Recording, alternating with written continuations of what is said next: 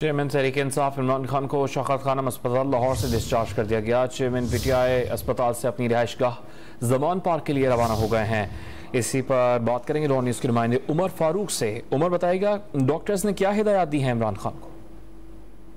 जी, इमरान खान को अब से कुछ देर कबल शौकत खानम अस्पताल से डिस्चार्ज कर दिया गया है और इमरान खान कुछ दिन जो है वो डॉक्टर की हिदायत पर अमल करते हुए अपनी रिहाइश का ज़मान पार्क पर ही आराम करेंगे।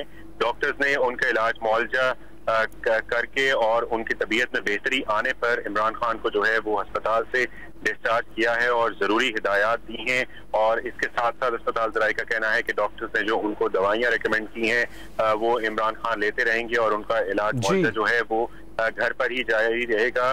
गाहे बगाहे डॉक्टर्स की टीम जो है वो उनका मुआयना करने उनके घर पर जाएगी और उनका तिब्बी मुआयना करती रहेगी, लेकिन अब मजीद उनको अस्पताल में रखने की जरूरत नहीं थी, लिहाजा उनको डिस्चार्ज कर दिया गया। अब से कुछ देर कबल इमरान खान जो है वो उन्होंने जब प्रेस कॉन्फ्रेंस की शौकत खानम अस्पताल से, तो उसके बाद जो है वो थोड़ी देर बाद अस्पताल से अपनी रिहाइश का ज़मान पार्क के लिए रवाना हुए। बहुत शुक्रिया आपका।